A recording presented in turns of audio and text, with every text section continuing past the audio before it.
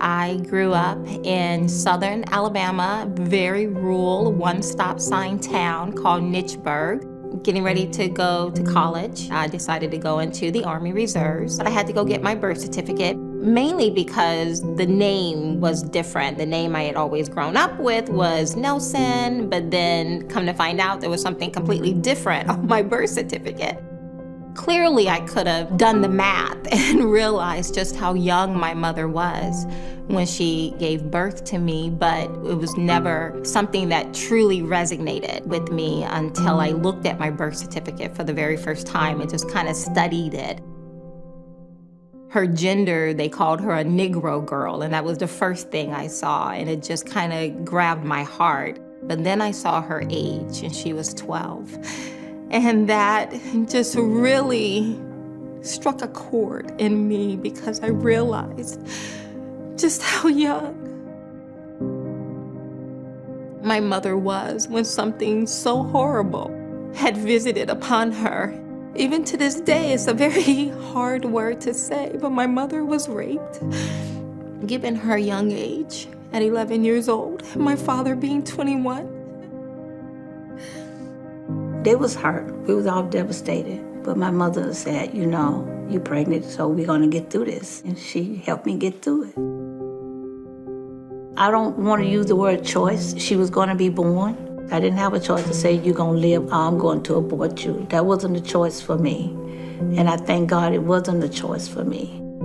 As a child, I knew no difference. I was loved, and I felt loved. It gave me a greater appreciation for my mother. It helped me to forgive a lot of the mistakes someone at that age, having gone through such trauma, would have made in their own parenting. But it definitely made me become very adamant about the sanctity of life, of all life, regardless of their conception, regardless of how they arrived, that I am invaluable, I'm worthy, and my life has purpose.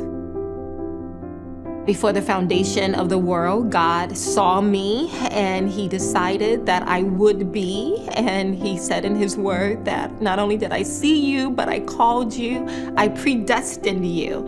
And so as a Christian, I believe in the value of life, that when I was in my mother's womb, he was knitting me together. Even among Christians, even among staunch conservatives, an exception to the rule of being pro-life for many is in the case of rape. And yet my life has value. From me has come two very beautiful and charming and smart kids, married to a wonderful husband. We've made a life for ourselves, and none of this would have happened if the exception to the rule had applied. Regardless of how old you are and how the child was conceived, that child deserved a chance. And if I had made that choice, where would I be at right now without my daughter? The hardest struggle for my mother, the hardest thing for her to overcome, I think, is just the effects of the trauma itself.